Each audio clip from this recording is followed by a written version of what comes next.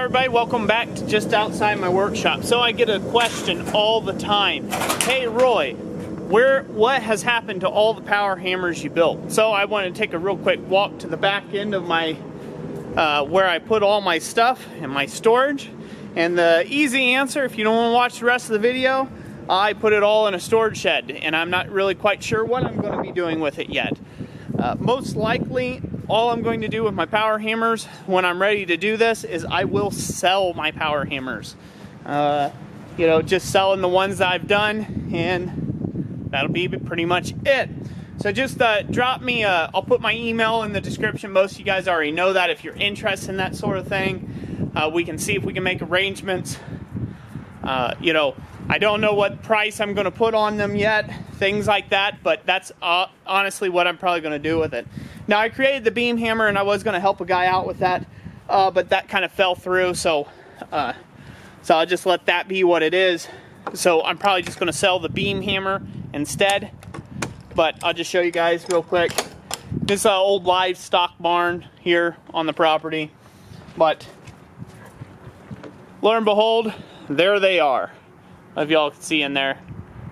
There you go. So I've got my Hardy hammer in there. The beam hammer's tucked in there quite well. And, you know, let me go ahead and flip you guys around here. Give me a second. And let me flip this around. We'll take a look inside. All right. So yeah, so this is where I keep all my projects. I keep my beam hammer in here. As you can probably tell, I keep my Hardy hammer, my failed press attempt, my demonstration forge still holding up very well, little step hammer back there. As you can see, this place is a mess, absolute mess.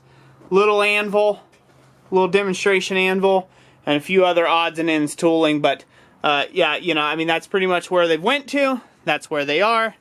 And that's why you don't see them in the shop anymore. So let's flip this back around and let's see what we can talk about here. Let's up. Woo! There we are. There we have it. So there you go.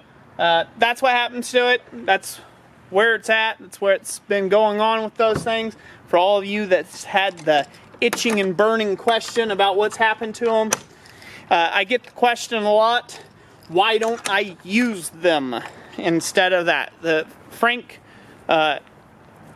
answer to that question is the fact that I do not have enough space to keep that many power hammers inside my shop or inside my building. Why do I not use the Hardy hammer? Once again, I have a main shop power hammer that's sitting inside my shop and in my building. I built these devices to try to take and help you all out, the community. And, you know, they were really just built at a loss for me because I did not need them. I did not need them. So, hopefully I will take and sell them off at some point. You know, once again, the link's in the description to my email. It'll go away if they're sold. So, if you're coming to this video and you don't see an email link, well, you kind of missed out on your opportunity there. To answer another question, no, I do not plan on selling these on a regular basis. So, that's not going to happen. So, don't plan on that to happen anytime soon. So without further ado, I'm going to end it here. I'm going to get back in the shop, actually go do some real work for today. I greatly appreciate you all watching this video. If you enjoyed it, give it a big thumbs up. And like I always say, God bless you, and we will catch you on the next one.